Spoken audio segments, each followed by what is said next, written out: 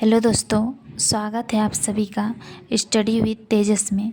तो आज हम लोग पढ़ने वाले हैं अम्ल, क्षार एवं लवण, एसिड, बेस एंड सॉल्ट।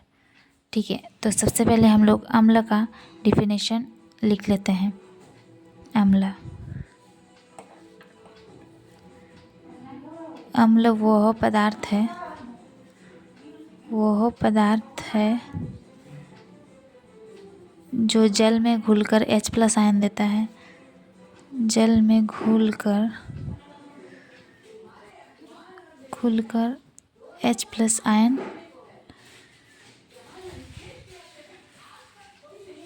देते हैं।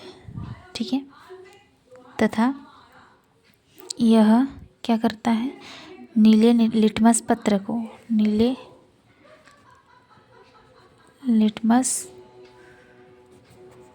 को लाल कर देता है।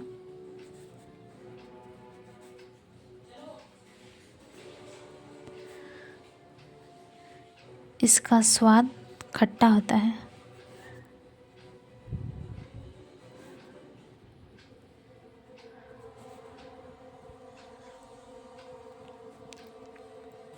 ठीक है दोस्तों, तो देखिए, अम्ल वह पदार्थ है जो जल में घुलकर H+ आयन देते हैं तथा यह नीले लिटमस पत्र को लाल कर देता है। इसका स्वाद भी खट्टा होता है। ठीक है, तो जैसे हम लोग एक उदाहरण देखते हैं, जैसे HCl, हाइड्रोक्लोरिक अम्ल। ठीक है, एसिड। तो इसको जब हम लोग ये जल में घुलकर क्या देता है, H+ आयन देता है, Cl-। ठीक है, तो ये एक अम्ल हुआ। देखो, HCl को जब हम लोग तोड़ रहे हैं तो H का जो ये है आयन है वो प्लस में है और Cl का आयन जो है माइनस में, तो H+ आयन दे रहा है। तो जितने सारे भी ऐसे एसिड, उसको हम लोग एसिड बोलेंगे जो टूटने के बाद H+ आयन देते हैं। ठीक है, और उसका स्वाद जो होगा वो खट्टा होगा। ठीक है, इसी को हम लोग क्या बोलेंगे, अम्ल। फिर क्षार देखते हैं। क्षार, जिसको हम लोग बेस बोलते हैं, वो पदार्थ जो जल में घुलकर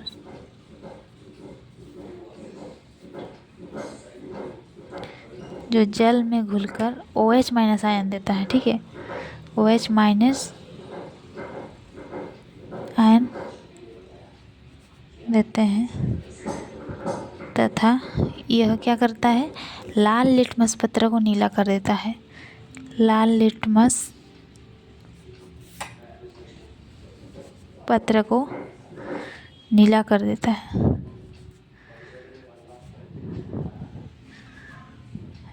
इसका स्वाद कड़वा होता है। ठीक है, इसका जो स्वाद होता है वो कड़वा होता है।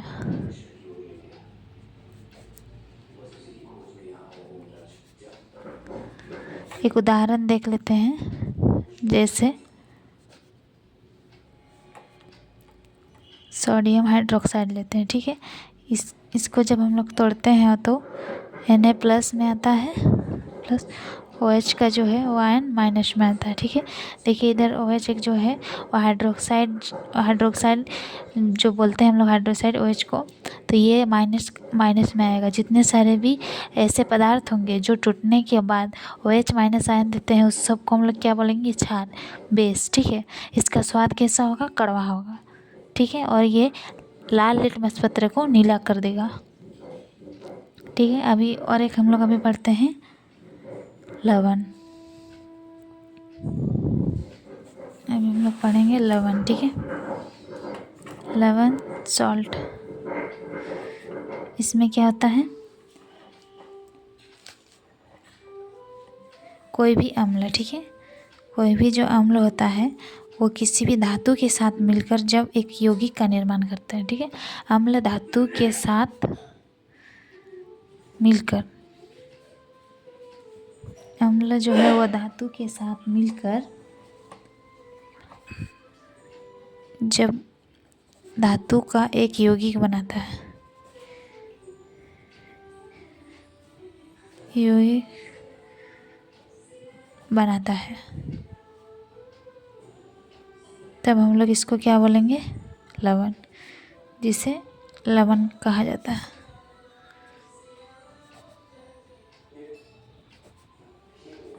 ठीक है, देखिए कोई भी एक तो अम्ल लेते हैं और एक धातु लेते हैं। ठीक है, पहले हम लोग एक धातु ले लेते हैं, मान लेते हैं जिंक जो है वो हम लोग का एक धातु है, और एक अम्ल लेते हैं, अम्ल लेते हैं सल्फ्यूरिक एसिड लेते हैं H2SO4। ठीक है, हाइड्रोजन सल्फाइड लेते हैं।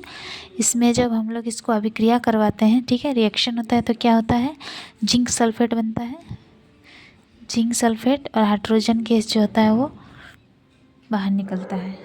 ठीक है, तो इस तरह जितने सारे भी हम लोग का पदार्थ होगा, ये क्या, उसको हम लोग क्या बोलेंगे, लवण, जो अम्ल के साथ मिलकर धातु का एक यौगिक बनाता है। ये धातु का एक यौगिक हुआ। ठीक है, अम्ल के साथ ये एक अम्ल हुआ, एसिड हुआ। ठीक है, एसिड हुआ, और ये जो हम लोग का क्या हुआ, यौगिक हुआ, जिसे हम लोग कंपाउंड बोलते हैं, कंपाउंड हुआ। ठीक है, कोई भी जब मेटल किसी एसिड के साथ मिलकर यौगिक बनाता है, कंपाउंड बनाता है, तब हम लोग उस तरह के रिएक्शन को क्या बोलेंगे, रिएक्शन होने के बाद जो हम लोग को मिलता है उसको क्या बोलेंगे, लवण, सॉल्ट। ठीक है, थोड़ा याद रखिएगा, जो सॉल्ट होता है, सॉल्ट का नाम थोड़ा लिख लेते हैं, क्या क्या सॉल्ट होगा। ज़्यादातर जो हम लोग का सॉल्ट होता है वो या तो सल्फेट के रूप में पाया जाता है। ठीक है, धातु का जो सल्फेट होता है, धातु का सल्फेट के रूप में पाया जाएगा, या फिर धातु का क्लोराइड के रूप में पाया जाएगा। ठीक है, एक तो मेटल क्लोराइड के रूप में पाया जाएगा, जैसे हम लोग मान लेते हैं, एक तो मेटल लेते हैं NaCl। ठीक है, MgCl2, MgCl2, देखिए ये क्लोरीन का फॉर्म में पाया जाएगा या फिर सल्फेट के फॉर्म में पाया जाएगा। तो ज़्यादातर जो हम लोग का सॉल्ट होता है वो, ठीक है, सोडियम सल्फेट भी होगा। यदि हम लोग को सॉल्ट को पहचानना है तो हम लोग देख सकते हैं कि वो क्लोराइड, मेटल क्लोराइड का फॉर्म में होना चाहिए या फिर मेटल सल्फेट का फॉर्म में होना चाहिए। ठीक है, तो हम लोग उसको क्या बोलेंगे, लवण, या ठीक है, सॉल्ट। फिर आगे हम लोग बढ़ते हैं।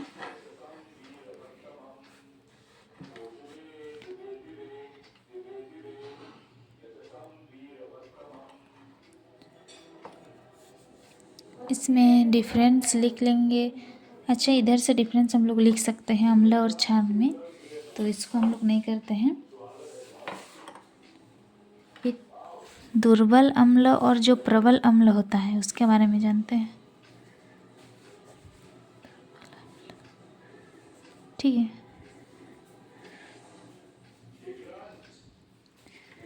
दुर्बल अम्ल का डिफिनीशन लिख लेते हैं। देखिए, वैसे अम्ल होता है जो जल में घुलकर कम हाइड्रोजन आयन देते हैं, उसको हम लोग क्या बोलेंगे, दुर्बल अम्ल।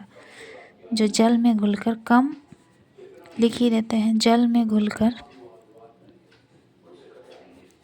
कम हाइड्रोजन आयन देता है।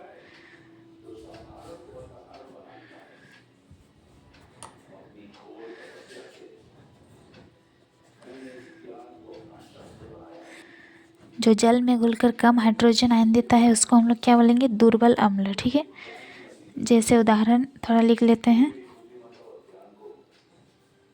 हाइड्रोजन कार्बोनेट होगा। ठीक है, हाइड्रोजन कार्बोनेट, और एक लिख लेते हैं CH3COOH। ठीक है, अभी और एक देख लेते हैं, प्रबल अम्ल भी देख लेते हैं, प्रबल अम्ल। इसमें क्या होगा, जो पदार्थ क्या होगा, जल में घुलकर, जो जल में घुलकर ज़्यादा हाइड्रोजन आयन देता है। जो कम हाइड्रोजन आयन देता है उसे दुर्बल, और जो ज़्यादा हाइड्रोजन आयन देता है उसको क्या बोलेंगे, प्रबल। ठीक है, उसे क्या होगा, प्रबल। उदाहरण लिख लेते हैं, एक तो हाइड्रोजन क्लोराइड होगा, हाइड्रोजन सल्फेट होगा। ठीक है, तो ये होगा हम लोग का दुर्बल अम्ल और प्रबल अम्ल। अभी क्षार के बारे में भी लिख लेते हैं, दो तो उदाहरण लिख लेते हैं। ठीक है, दुर्बल क्षार, दुर्बल क्षार, उदाहरण सब लिख लेंगे और प्रबल क्षार। ठीक है, देखिए दुर्बल क्षार क्या होगा। दुर्बल क्षार जो जल में घुलकर, वैसे पदार्थ जो जल में घुलकर कम OH माइनस आयन देता है। ठीक है, जो जल में घुलकर ज़्यादा, इधर हाइड्रोजन तो लिखना ही भूल गए। ठीक है, दुर्बल क्षार क्या होगा, वैसे पदार्थ जो जल में घुलकर कम OH माइनस आयन देता है, उससे दुर्बल क्षार बोलेंगे। और प्रबल किसको बोलेंगे, प्रबल बोलेंगे वैसे क्षार जो जल में घुलकर ज़्यादा OH माइनस आयन देते हैं, उसे बोलेंगे प्रबल क्षार। ठीक है, उदाहरण 2 हम लोग लिख देते हैं। दुर्बल क्षार का होगा कैल्शियम हाइड्रोक्साइड, OH होना ही चाहिए। ठीक है, और मैग्नीशियम हाइड्रोक्साइड। क्षार मतलब वो हाइड्रोक्साइड OH का फॉर्म में हो गई, और अम्ल मतलब उसमें हाइड्रोजन हो गई। ठीक है, फिर एक प्रबल क्षार के उदाहरण लिख लेते हैं। सोडियम हाइड्रोक्साइड एक प्रबल क्षार है, और पोटेशियम हाइड्रोक्साइड भी एक प्रबल क्षार है। ठीक है, फिर आगे हम लोग देखेंगे उदासीकरण अभिक्रिया किसको बोलेंगे, इसके बारे में पढ़ेंगे। ठीक है, उदासीकरण दिखाई दे रहा है।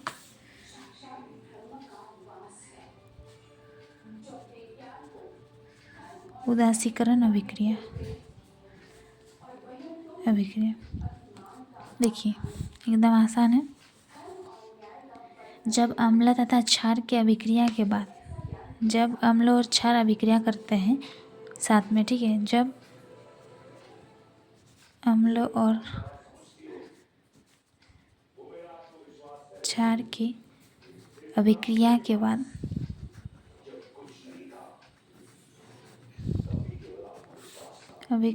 बाद लवण तथा जल बनता है,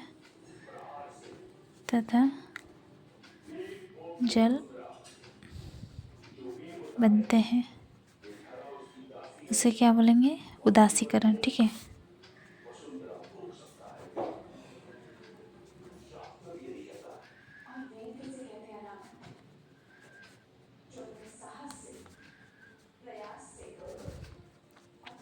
ठीक है, देखिए उदासीकरण अभिक्रिया क्या है। जब कोई भी अम्ल किसी क्षार के साथ अभिक्रिया करके लवण और जल बनाता है, तो तब उसको क्या बोलेंगे, उस तरह की अभिक्रिया को उदासीकरण अभिक्रिया। ठीक है, एक उदाहरण से हम लोग समझने का कोशिश करते हैं इसको। जैसे हम लोग कोई भी अम्ल लेते हैं, ठीक है, मान लीजिए हम लोग कोई अम्ल लेते हैं, सोडियम या HCl, सोडियम क्लोराइड जो है अम्ल है, और एक क्षार लेते हैं हाइड्रोक्साइड वाला फॉर्म कुछ भी, देखिए लिए। अब ये जब हम लोग इसका रिएक्शन बनाते हैं तो क्या होगा, NaCl प्लस H2O होगा। देखिए रिएक्शन कैसे करते हैं पता है आप सबको। देखिए हाइड्रोजन में क्या है, प्लस आयन है, क्लोरीन में क्या है, माइनस आयन है, सोडियम में क्या है, प्लस आयन है, और हाइड्रोक्साइड OH में क्या है, माइनस आयन है। तो प्लस के साथ माइनस और माइनस के साथ प्लस का होता है। ठीक है, रिएक्शन होता है, जुड़ता है आपस में। तो देखिए H के साथ प्लस H, OH, H के साथ क्या होगा, OH जुड़ेगा मतलब H2O बनेगा, और Na के साथ क्या होगा, Cl मतलब NaCl बनेगा। ठीक है, ये जो है हम लोग का सॉल्ट हुआ, ये हम लोग का सॉल्ट हुआ यानी कि लवण, ये हम लोग का लवण हुआ, और ये हम लोग का जल हुआ। ठीक है, जल। ठीक है, ये हम लोग का सॉल्ट हुआ, ये हम लोग का वाटर हुआ। ठीक है, समझ में आ गया। कोई भी अम्ल या क्षार हो सकता है। ठीक है, कोई भी अम्ल या क्षार जब अभिक्रिया करते हैं, अभिक्रिया होता है अम्ल और क्षार के बीच में, तो हम लोग का क्या मिलता है, हमेशा सॉल्ट मिलेगा और जल मिलेगा। ठीक है, लवण और जल मिलेगा। इस तरह की अभिक्रिया को क्या बोलेंगे, उदासीकरण अभिक्रिया। ठीक है, फिर और एक उदाहरण हम लोग देख लेते हैं। देखिए जैसे कैल्शियम हाइड्रोक्साइड दिख रहा है, देखिए कैल्शियम हाइड्रोक्साइड जो है ये हम लोग का क्षार हुआ, और एक लवण ले लेते हैं, सॉरी एसिड ले लेते हैं, H2SO4 जो हम लोग का अम्ल हुआ। ठीक है, आपस में रिएक्शन होगा तो क्या होगा, CaSO4 कैल्शियम सल्फेट और 2H2O। ठीक है, हाइड्रोजन। ये हम लोग का क्या हुआ, ये हम लोग का लवण हुआ, और ये क्या हुआ, जल हुआ। ठीक है, इधर भी लिख देते हैं, ये हम लोग का क्षार है और ये हम लोग का अम्ल है। अम्ल और क्षार के बीच में कोई भी अभिक्रिया होगा तो लवण और जल ही मिलेगा। ठीक है, तो इस तरह के अभिक्रिया को हम लोग क्या बोलेंगे, उदासीकरण अभिक्रिया। अभी हम लोग और देखेंगे। देखिए, और एक चीज़ हम बता देते हैं, अम्ल एवं क्षारक के बीच में यदि समानताएं बोलेगा कि समानताएं क्या है, अंतर तो बहुत सारे हैं हम लोग, जैसे अम्ल और क्षार में अंतर तो बहुत है। अम्ल जो होता है वो खाने में खट्टा लगेगा, क्षार जो है वो कड़वा लगेगा। अम्ल जो होगा नीला लिटमस पत्र को लाल कर देगा, क्षार जो होगा वो लाल लिटमस पत्र को नीला करेगा। अम्ल जो है जल में घुल कर क्या देता है, H+ आयन देगा, और क्षार जो है वो जल में घुल कर क्या देगा, OH- आयन देगा। ठीक है, इस तरह से उसका अंतर है तो समानता भी होगा कुछ ना कुछ। तो देखिए, अम्ल और क्षार में दो समानताएं हैं, ये जो है विद्युत के सुचालक होते हैं। अम्ल भी विद्युत का सुचालक होता है और क्षार भी विद्युत का सुचालक होता है। और दोनों ही जो है वो जल, अम्ल और क्षार दोनों ही जो, जब उसको हम लोग जल में घोलते हैं तो घुलने की जो प्रक्रिया है वो ऊष्माक्षेपी होता है। ठीक है, ये दो हम लोग का ये हुआ अम्ल और क्षार में समानताएं। ठीक है, अभी हम लोग पढ़ेंगे पीएच स्केल। ठीक है, पीएच स्केल के बारे में पढ़ेंगे कि पीएच स्केल क्या होता है। पीएच स्केल पहले हम लोग बना लेते हैं, पीएच स्केल। ठीक है, पहले हम थोड़ा जान लेते हैं पीएच स्केल।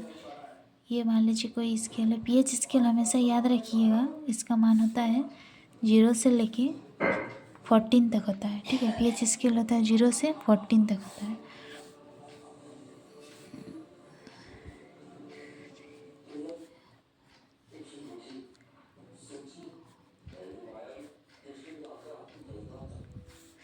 ठीक है, और साथ में जो है देखिए एक साथ होता है, बीच वाला पॉइंट साथ हो, समझने का कोशिश कीजिए। पीएच स्केल जो होता है उसका मान कहाँ तक होता है, 0 से लेके 14 तक होता है। ठीक है, अभी देखिए जो 7 होगा, जो 7 होगा 7 से यदि कम होगा, ठीक है, 7 से यदि कम होगा मान, ठीक है, पीएच स्केल में 7 से यदि किसी भी चीज़ का मान कम आया, पदार्थ का मान यदि 7 से कम आया तो वो हम लोग का गिनाएगा अम्ल। ठीक है, और 7 से यदि अधिक हुआ, ज़्यादा हुआ तो वो हम लोग का होगा क्षार। ठीक है, क्षार होगा। और यदि 7 हुआ, मान लीजिए 7 हुआ, 7 के बराबर हुआ, ये 7 हुआ, ठीक है, तो उसे हम लोग क्या बोलेंगे, उदासीन हो जाएगा, उसमें उदासीन हो जाएगा, न्यूट्रल हो जाएगा। ठीक है, देखिए 7 है, 7 जब होगा तो ये उदासीन होगा, इधर में पूरा एकदम अम्लीय होगा। पूरा यदि 0 आ गया तो वो पदार्थ जो है बहुत अम्ल होगा, बहुत ज़्यादा खट्टा होगा। ठीक है, और यदि एकदम 14 में आ गया, ठीक है, क्षारीय, तो उस पदार्थ का स्वाद एकदम कड़वा होगा, पूरा कड़वा होगा। ठीक है, और यदि 7 में आ गया तो वो उदासीन हो जाएगा। 7 से कम मतलब अम्ल, और 7 से ज़्यादा यदि आएगा तो क्षार। ठीक है, यही होता है हम लोग का पीएच स्केल। पीएच स्केल किसे कहते हैं, इधर लिख लेते हैं थोड़ा। पीएच स्केल का मान तो हम लोग जान गए, वो 0 से लेकर 14 तक होता है। तो पीएच स्केल किसे कहते हैं वो जान लेते हैं, पीएच स्केल। ठीक है, पीएच स्केल जो होता है किसी घोल का, पीएच स्केल किसी विलयन में उपस्थित हाइड्रोजन का जो आयन होता है उसकी सांद्रता को मापता है। ठीक है, किसी भी विलयन में, ठीक है, किसी विलयन में हाइड्रोजन H2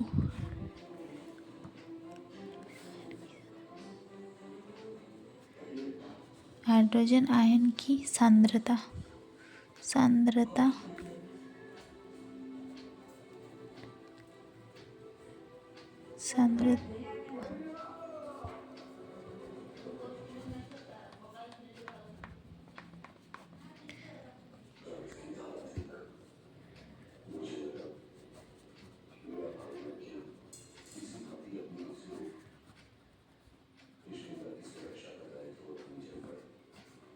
ठीक है, किसी विलयन में हाइड्रोजन यानी कि H+ आयन की सांद्रता को ज्ञात करने के लिए एक स्केल विकसित किया गया जिसे क्या कहा जाता है, पीएच स्केल। जिसे pH स्केल कहा जाता है, और इसका मान तो हम लोग जानते हैं जाता है। ठीक है,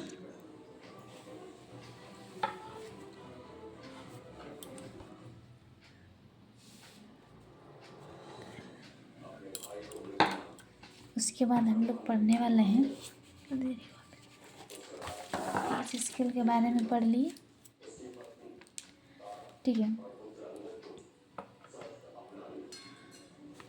अच्छा ठीक है, आज इतना ही रखते हैं। दूसरा क्लास में हम लोग पढ़ेंगे धोने वाला सोडा का निर्माण कैसे करते हैं, उसका क्या उपयोग है। ठीक है, तो चलिए, अच्छा लगा हो वीडियो तो लाइक कीजिए, कमेंट कीजिए और शेयर कीजिए। Thank you.